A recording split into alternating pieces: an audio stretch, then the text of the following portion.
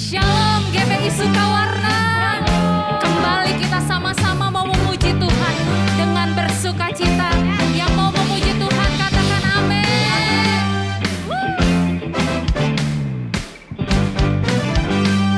Mari tepuk tangan sama-sama dari rumah-rumah teman.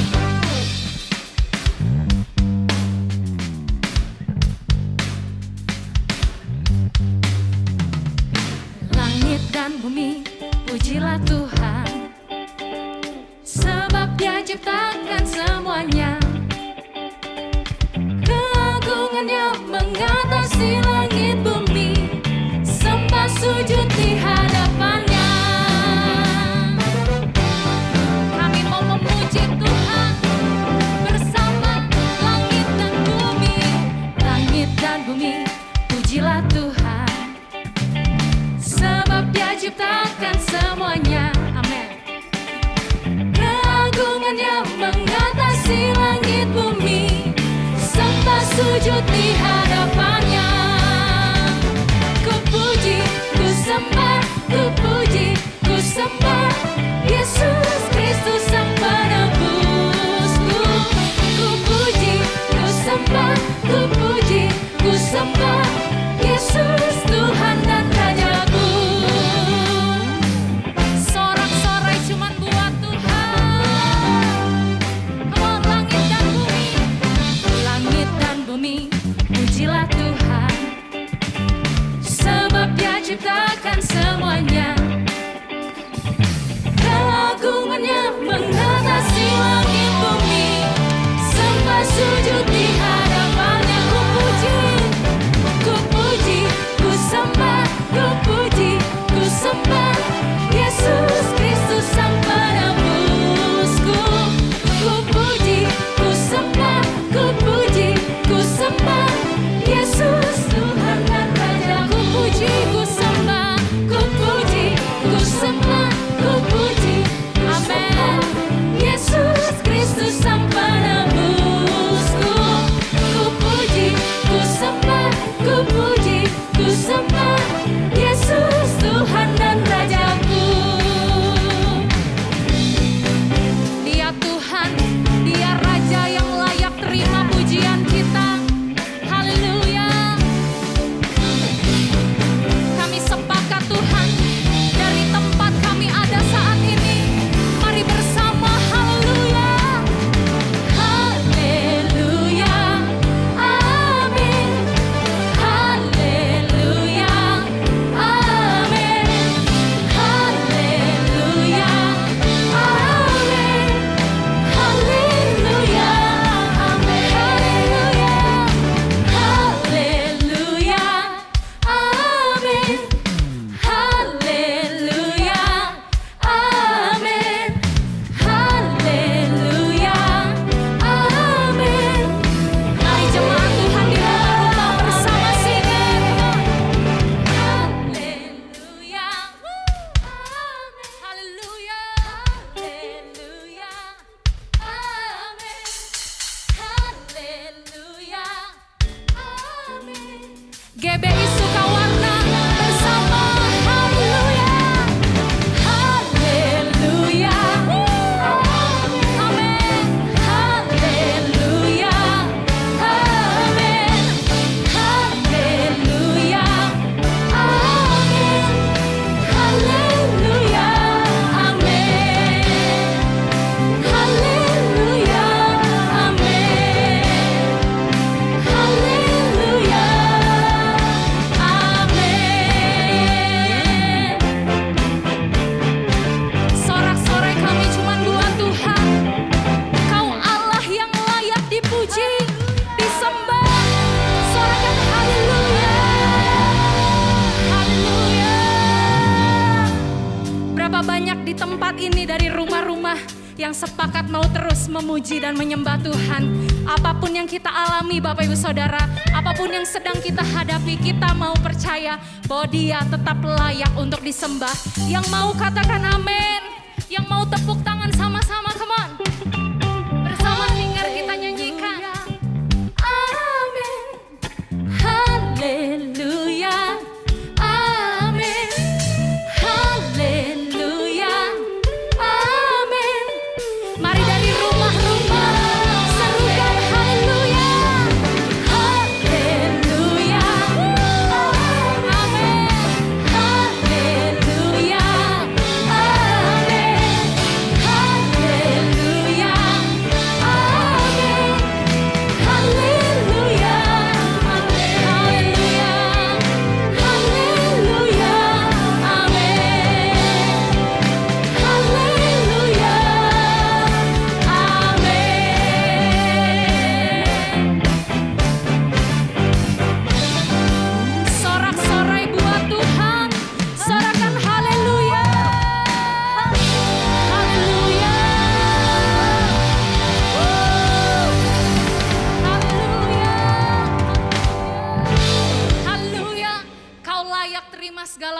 pujian hormat kami Tuhan Yesus.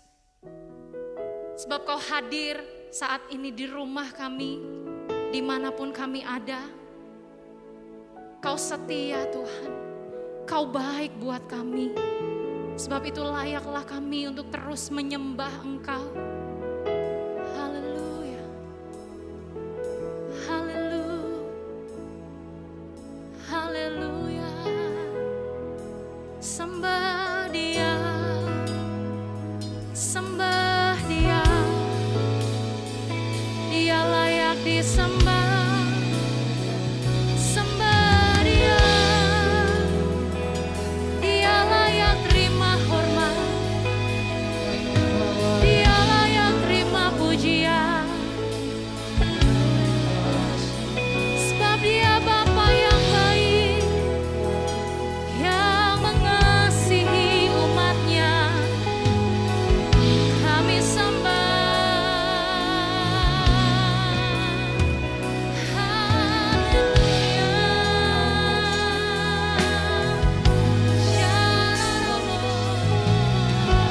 Kami mau senangkan Engkau saat ini. Kami mau siapkan hati kami. Kami mau buka hati kami untuk mengalami Engkau, mengalami kasih-Mu.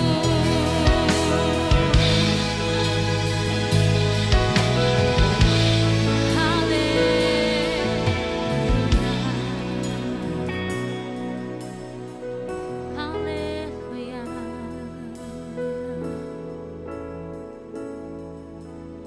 Bapa, Bapa, ku naikkan syukur padamu. Bapa, Bapa, ku sembah sujud kepadamu. Sungguh besar dan kudus nama-Mu, Bapa. Ku selalu puji nama-Mu. Besar setia-Mu, rahmat-Mu di dalam hidupku, Bapa. Ku mengucapkan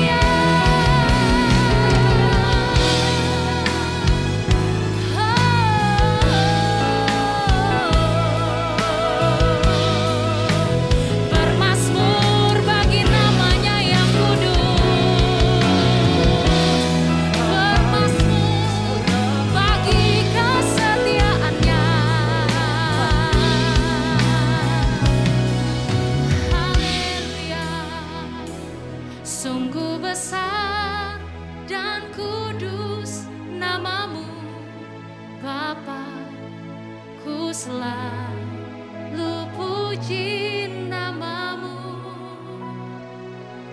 Besar setiamu, rahmatmu di dalam hidupku, Bapa. Mari yang mengalami kesetiaan Tuhan katakan, sungguh besar dan kudus namamu, Bapa. Ku selalu puji namamu. Besar setiamu, rahmatmu di dalam hidupku, Bapa. Ku mengasihimu.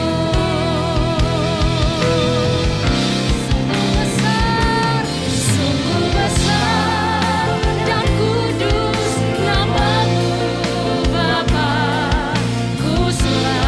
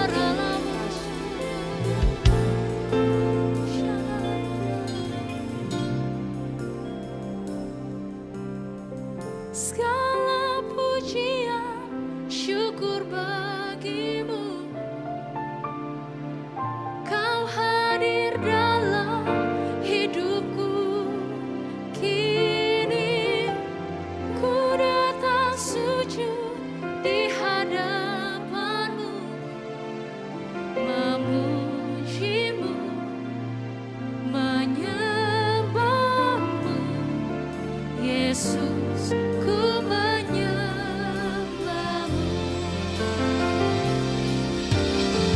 Segala pujian, syukur bagimu ya Tuhan.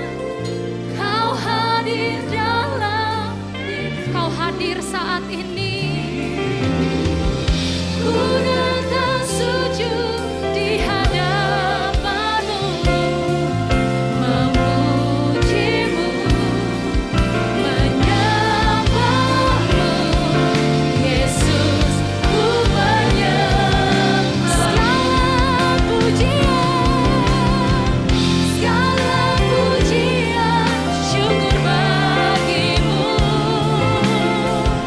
Kau hadir dalam hidup. Hadirlah buat kami, buat keluarga kami, buat rumah kami. Saat ini hadir Tuhan, memujimu, menyembahmu. Yesus, ku menyembah. Mari jemaat Tuhan sendiri katakan segala pujian, syukur bagimu.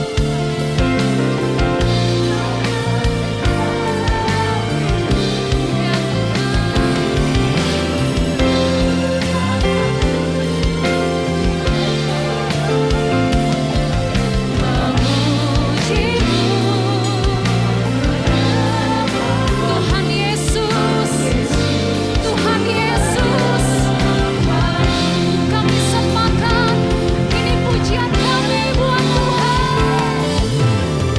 Segala pujian, syukur bagimu. Kau hadir dalam hidupku kini. Ku datang sujud di hadapanmu, memujimu, menyembahmu. Yesus, ku menyembah, memujimu, memujimu, menyembahmu. Yesus, ku menyembah, kami memujimu, memujimu, menyembahmu. Yesus, ku menyembahmu.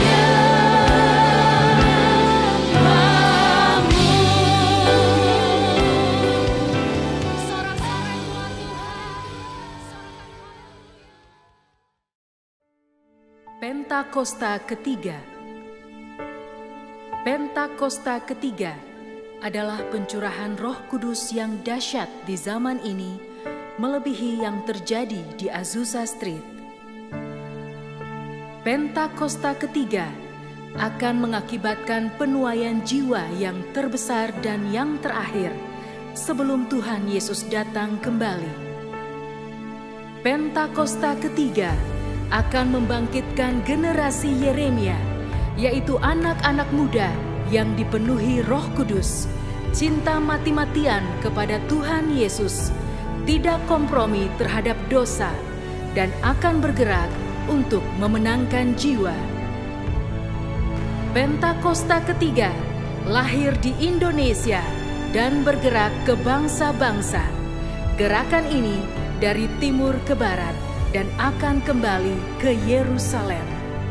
Pentakosta ketiga akan memberikan kuasa untuk menyelesaikan amanat agung, dan setelah itu Tuhan Yesus datang kembali.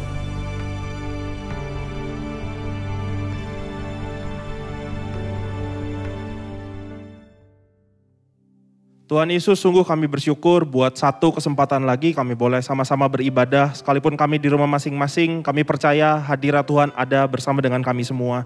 Tuhan, kami datang di hadapan Tuhan dengan segala keadaan kami.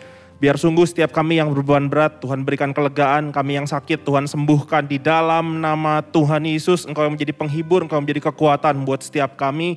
Biar di hari-hari ini iman kami boleh dibangkitkan Tuhan.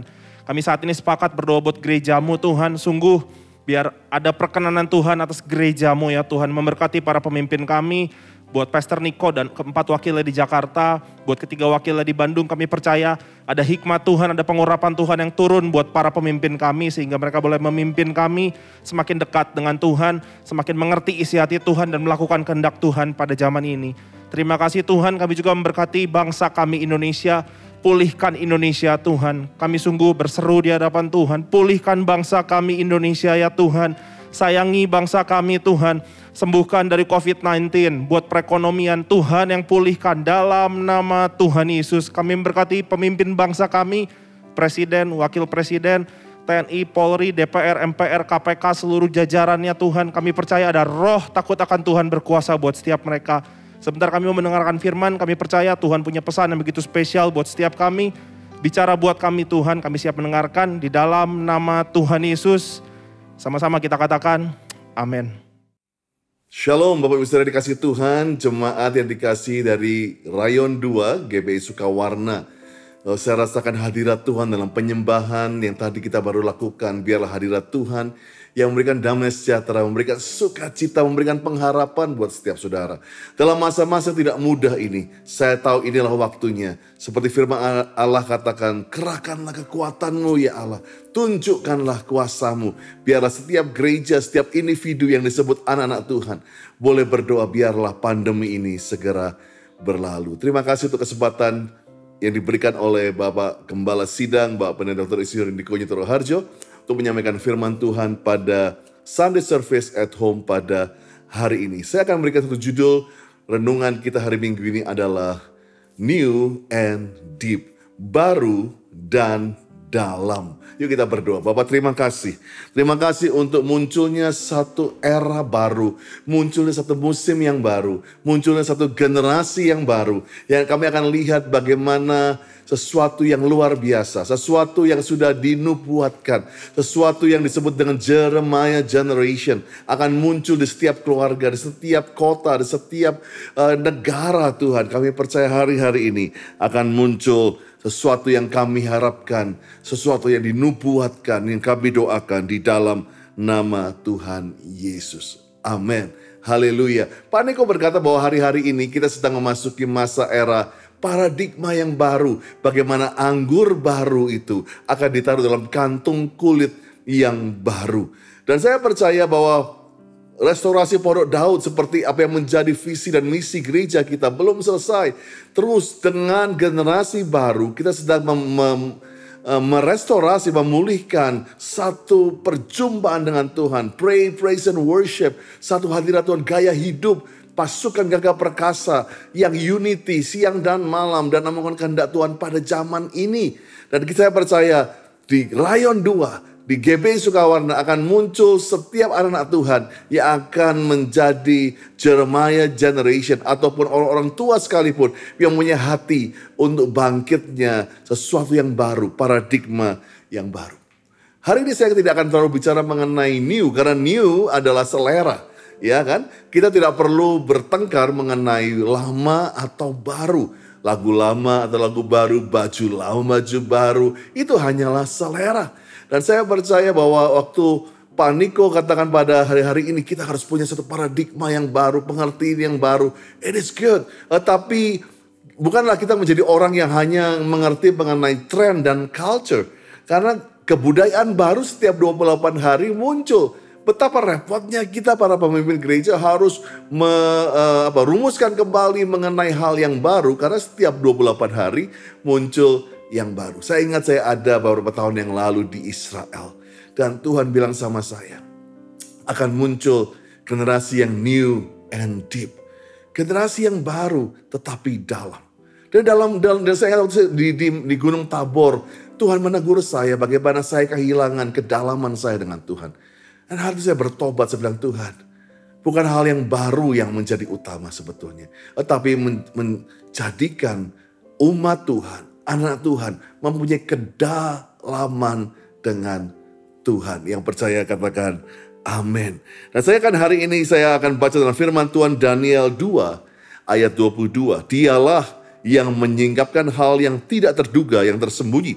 Dia tahu apa yang dalam gelap dan terang ada padanya. The message lebih jelas sekali. He open up the depth. Dia membuka kedalaman. Tells the secret. Di dalam kedalaman itu ada rahasia. Dia melihat in the dark, sees in the dark. Light spills out of him. Dan hari ini saya akan mengajak saudara untuk menjadi jemaat yang bukan hanya senang hal yang baru, minyak yang baru, paradigma yang baru, mungkin cara yang baru, tetapi yang penting sebetulnya gereja tidak boleh kehilangan kedalamannya.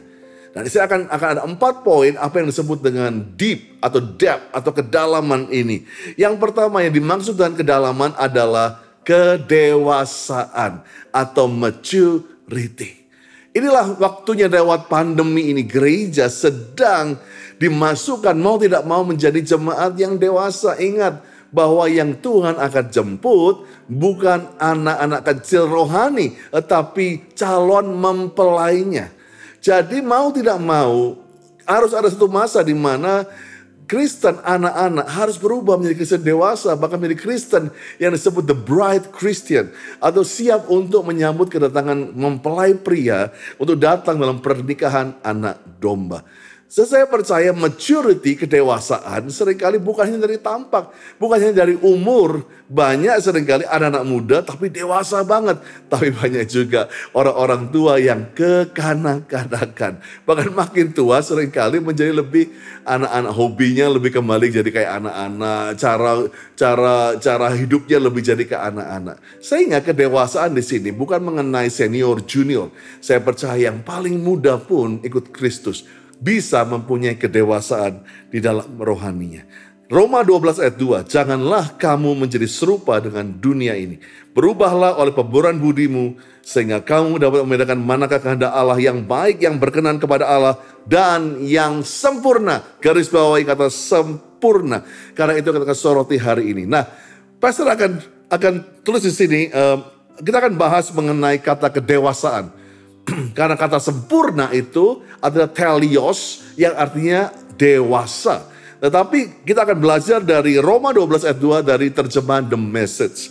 Begitu jelas penulis The Message membahas mengenai ayat ini. Dikatakan, don't become so well adjusted to your culture. Jangan cuma ikut-ikutan dengan kebudayaan ya, dengan modern itu. That you fit into it. Yang kita kira, wah kita pasti cocok nih. Ini kan kebudayaan baru gitu ya. Jangan hanya memaksakan dirimu hanya untuk fit di situ. Instead, bahkan harusnya fix your attention on God. Taruh perhatianmu kepada Tuhan. You will be changed. Kamu akan dirubah from inside out, dari dalam keluar. Readily recognize what He wants from you. Kenali apa yang Tuhan mau kamu lakukan untuk Dia. Quickly respond to it. Cepat-cepat respon itu. Unlike the culture around you. Karena kebudayaan di sekitar kita ini always dragging you down to its level of immaturity. Selalu menarik kita turun ke level menjadi tidak dewasa. Ingat itu. Kebudayaan kita selalu membuat kita menjadi tidak dewasa. Ya. God brings the best out of you. Tuhan sedang membawa sesuatu terbaik dalam hidupmu. Sesuatu develops well-formed maturity in you, yaitu sesuatu yang sudah dibentuk dengan sempurna, yaitu kedewasaan di dalam engkau. Saya suka sekali kata telios yang tadi saya sebutkan, yang Roma 12:2, sempurna, dewasa.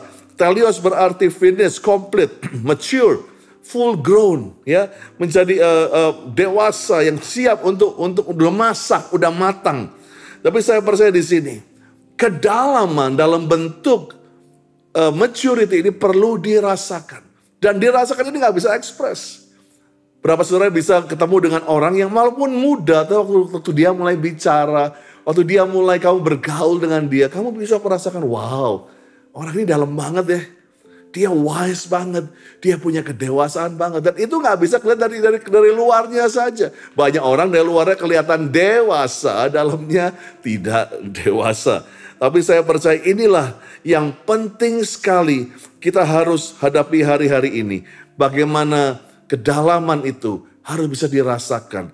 Kedalaman itu harus bisa dirasakan dari apa? Buahnya. Sebuah pohon disebut matang kalau dia berbuah. Satu pohon menjadi sempurna atau telios atau maturity bukan karena batangnya besar, daunnya banyak, bunganya indah. Tetapi sebuah pohon, analogi Tuhan banyak pakai pohon. Kalau dia sempurna adalah waktu dia menjadi berbuah. Dewasa, kedalaman yang dimaui Tuhan adalah berbuah. Lukas 3 ayat 8-9. Hasilkan buah yang sesuai dengan pertobatan. Janganlah berpikir dalam hatimu, Abraham bapak kami. Karena aku berkata kepadamu, Allah dapat menjadikan anak-anak bagi Abraham. Dari batu-batu ini, kapak tersedia. Pada akar pohon itu, setiap pohon tidak menghasilkan buah yang baik. Ditebang dan dibuang ke dalam api. Saya challenge jemaat GBI Sukawaran Rayon 2. Ayo hari-hari ini, bukan hanya sekedar menjadi orang Kristen, tapi orang Kristen yang dewasa, yang telios, yang berbuah. Galatia 5, 22-23, itulah buah yang siap ditunggu oleh masyarakat Jawa Barat, Jawa Tengah, atau wherever Rayon 2 ada. Buah roh ialah kasih, sukacita, damai sejahtera, kesabaran, kemurahan, kebaikan, kesetiaan, kelemah lembutan, penguasaan diri. Nggak ada hukum yang menentang hal itu. Itu buah kedewasaan, kedalaman yang sedang ditunggu-tunggu. Buah, kedalaman yang kedua. Tadi kedalaman yang pertama adalah maturity atau kedewasaan. Kedalaman kedua yang Tuhan maksudkan adalah intimasi, yaitu keakraban, keintiman kita. Saya percaya semakin kita dalam mengenal seseorang, semakin kita intim dengan seseorang, maka kita mengetahui dia luar dan dalam, dan itu membawa kita bisa tenang. Intimasi membawa ketenangan. Para murid sempat panik. Bahkan mereka hidup sama Tuhan sudah 3 tahun waktu itu. Bahkan saudara bisa bayangkan badai itu besar banget. Nelayan bisa panik. Nelayan bisa bangunin gurunya bilang, kamu mau buat kami mati ya? Dan dia tertidur dibangunkan. Jadi saya mau simpulkan seperti ini. Seringkali hubungan kita harus diuji dengan berapa dekat, berapa jauh, berapa dalam, berapa lebar kita mengenal orang itu. Semakin kita bisa mengenal orang tersebut, kita bisa menjadi lebih tenang. Kalau engkau dalam masa-masa pandemi ini, izinkan ambil waktu untuk tenang. Dalam tinggal tenang terletak kekuatanmu, seperti Yesaya 30 ayat 15. Sebab beginilah firman Tuhan Allah yang Maha Kudus Allah Israel. Dengan bertobat, dalam tinggal diam kamu diselamatkan. Wow. Dalam tinggal tenang dan percaya terletak kekuatanmu, tetapi kamu enggan. Di sini Tuhan berkata, waktu kita dalam masa-masa yang begitu rasanya badai datang, badai COVID, badai rasa krisis ekonomi, bisa kita dengan bertobat, bertobat, tinggal diam. Nah kalau kita gak kenal Tuhan, sulit tuh diam, enak aja diam. Ini waktu cari utang, ini waktu cari dokter yang bagus, ini waktu cari oksigen, ini waktu cari obat yang paling hebat, ini waktu cari solusi. Seringkali gimana bisa diam? Bagaimana kita bisa bahkan menjadi tinggal tenang. Dalam diam kamu diselamatkan, dalam tinggal tenang percaya terletak kekuatanmu. Pak Niko pernah ceritakan hal ini, saya cuma ingin simpulkan saja. Ada satu akrobatik yang namanya Charles Blondin, 1859. Dialah menjadi orang pertama yang bisa menyeberangi air terjun Niagara dengan cuma 1 tali. Dan dia dengan tongkat tanpa dikasih tali yang lain, 1 tongkat dia menyeberangi. Semua orang bilang, wow ini orang gila, orang ini luar biasa nih, berani nekat, berani mati. Dan waktu angin datang, orang-orang mulai teriak ketakutan, pelan-pelan. Akhirnya dia bisa sampai ke seberang. Semua reporter, semua orang dari sisi Kanada sampai ke sisi Amerika, dia sampai di sana. Dan semua reporter menyambut dia. Dia bilang, wah kamu luar biasa ya. Lalu Charles bilang seperti ini, kalau kamu yakin saya luar biasa, percaya nggak saya bisa kembali ke seberang? Sama dengan saya sudah datang, saya akan sampai dengan selamat di sana. Semua reporter bilang, wah pasti bisa. Kalau membuktikannya, oke, kalau kamu percaya kamu bisa, aku bisa, mau nggak kalian saya gendong dan kita akan nyebrang sama-sama. Dan disitulah yang disebut dengan keintiman membuat keamanan itu terjadi. Bilang, oh siapa lo, gue gak kenal lo. Ya oke, ini mengenai hidup dan mati. Dan waktu itu gak ada orang angkat tangan. Dia bilang, oh semua orang mulai mundur dan mundur.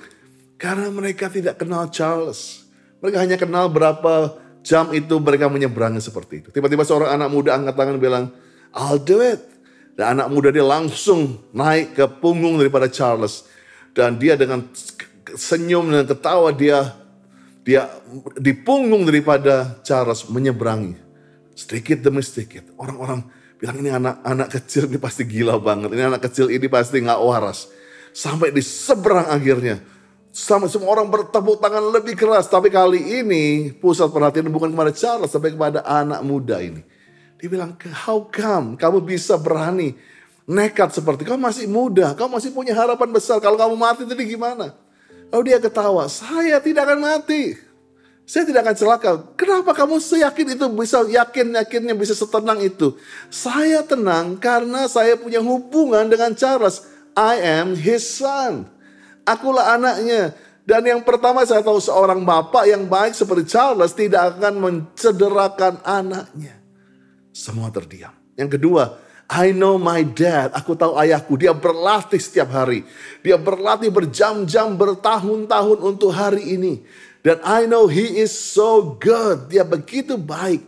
Dia begitu luar biasa. Bahkan tingkat jatuhnya hampir tidak pernah dia jatuh dalam latihan. Sehingga dua hal itu saya tahu. Dia gak pernah mencelakakan saya. Kedua, he is very good. How about you, church? Bagaimana dengan kalian, gereja Tuhan? Kita tahu kita punya Bapak yang baik. Biarlah itu bukan hanya menjadi nyanyian mengenai Bapak yang baik. Tapi dengan keintiman kita bisa berkata, You're a good, good Father. Who you are, it's who you are. And I'm yours. Akulah kepunyaanmu. Akulah milikmu Tuhan. Dan saya percaya inilah yang diperlukan di masa pandemi ini. Bisa kita berkata, Kau Bapak yang baik. Keintiman membawa ketenangan. Kedalaman berkata mengenai keintiman. Dan kita tahu dia bukan hanya very good. But Jesus is the best in everything. Yang ketiga saya harus cepat. Kedalaman tadi yang pertama kita berkata mengenai kedalaman berkata kedewasaan. Yang kedua mengenai keintiman. Maka yang ketiga kita akan belajar bahwa kedalaman adalah mengenai kestabilan. Atau stability. Semakin gedung itu tinggi, diperlukan fondasi yang semakin dalam. Waktu ada goncangan gempa bumi, terutama daerah gempa bumi, dia akan make sure, arsitek akan make sure, kekuatan daripada fondasi itu penting bagaimana gedung itu bisa stabil atau tidak. Bagaimana dengan hidup Bapak Ibu Saudara sekalian? Memang tidak mungkin kita, bagaimana mungkin bisa stabil hari-hari ini. Semuanya goncang. Ekonomi mungkin lagi gak stabil. Mungkin kesehatanmu tidak stabil. Tapi semua itu adalah faktor eksternal di luar. Tapi yang aku mau tanyakan, apakah imanmu tetap stabil? Karena di luar apa yang digoncangkan pasti akan solidly akan digoncangkan. Supaya tertinggal sesuatu yang digoncangkan. Yaitu kerajaan Allah. Iman kita kepada Tuhan. Itu yang saya tanyakan. Kestabilan iman kita adalah menunjukkan kedalaman kita. Semakin kita pergi ke dalam. Ombak itu biasanya ada di luar. Semakin masuk ke dalam maka ombak itu berubah menjadi ketenangan. Para divers paling suka para penyelam di dalam kedalaman 40 meter. Di situ tenang sekali. Nah perlu kita masuk ke dalam.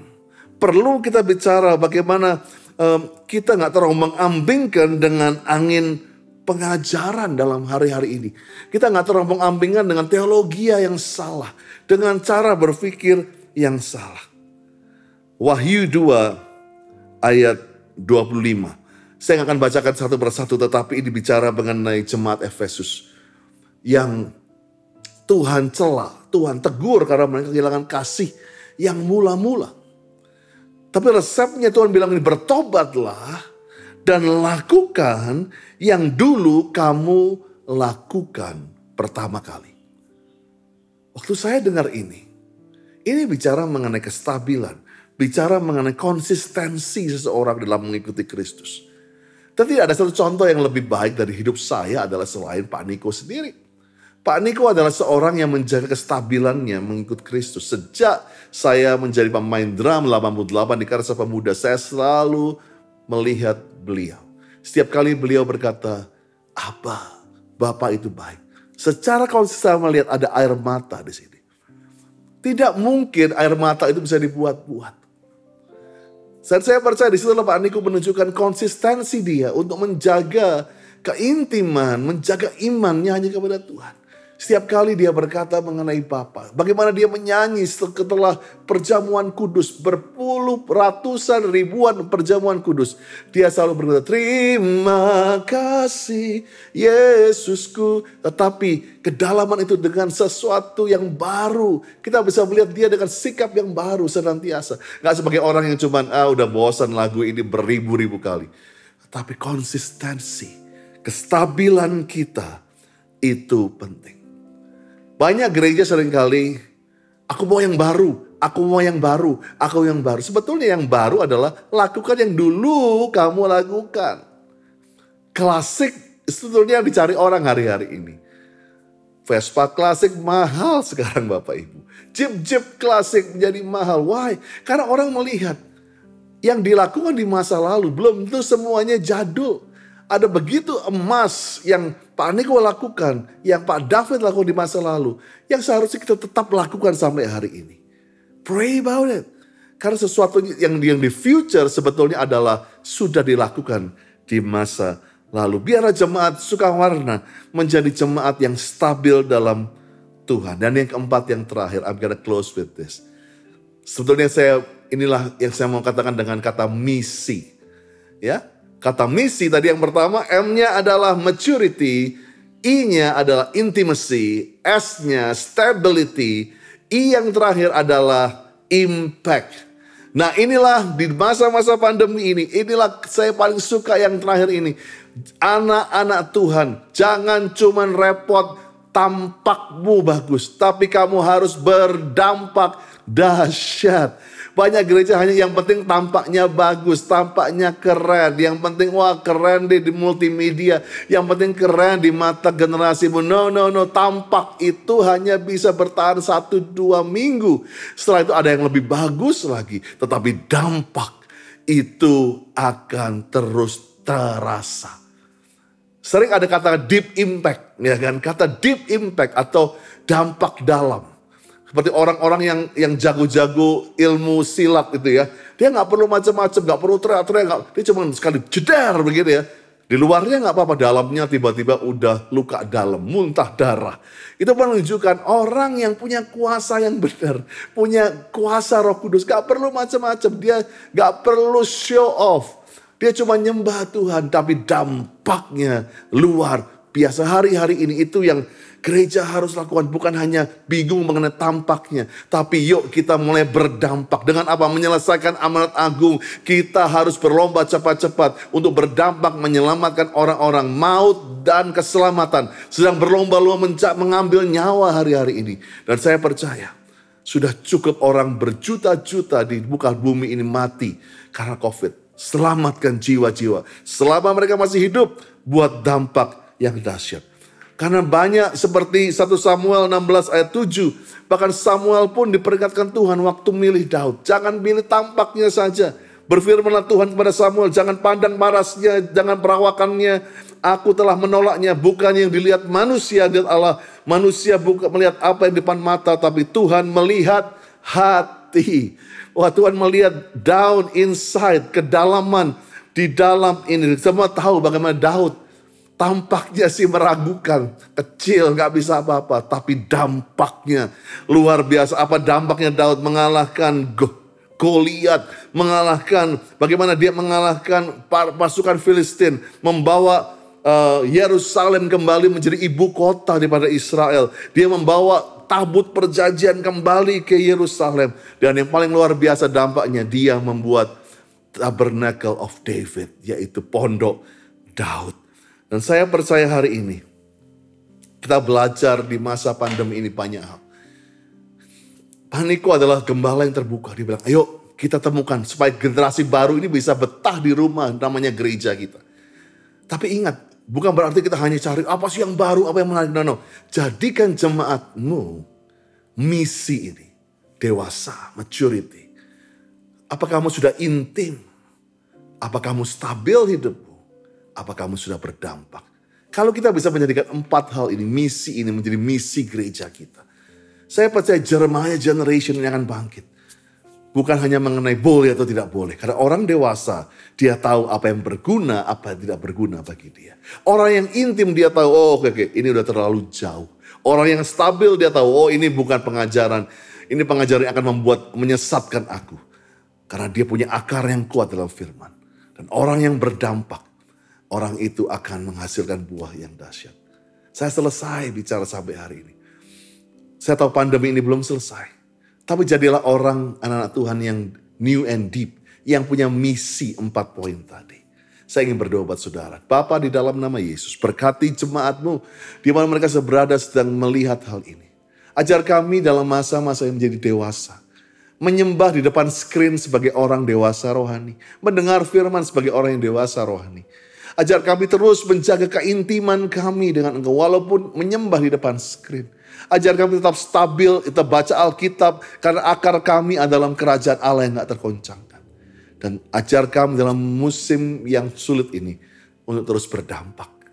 Untuk terus membawa dampak buat kota kami. Buat generasi kami, buat keluarga kami. Aku berkati jemaatmu. Aku berkati setiap para gembala hari-hari ini. Kami tahu Tuhan tidak mudah hari-hari ini. Tetapi kami percaya lewat para gembala yang terus punya first love. Kasih yang mula-mula. Para pengerja yang kembali dikembalikan intimasinya. Akan muncul the new church. Dengan semangat yang baru. Dengan paradigma yang baru. GBI Rayon 2 akan penuh dengan kemuliaan Tuhan. Di dalam nama Yesus. Amen. Tuhan Yesus memberkati. Mari angkat tangan saudara. Terimalah berkat Tuhan. Kasih karunia yang berlimpah-limpah daripada Allah Bapa dalam Anak yang tunggal Yesus Kristus. Persekutuan yang manis dengan Roh Kudus menyertai saudara sekalian mulai hari ini. Sampai Tuhan Yesus datang menjemput kita di awan-awan dan bahkan sampai selama-lamanya. Yang percaya bersama-sama katakan, Amin.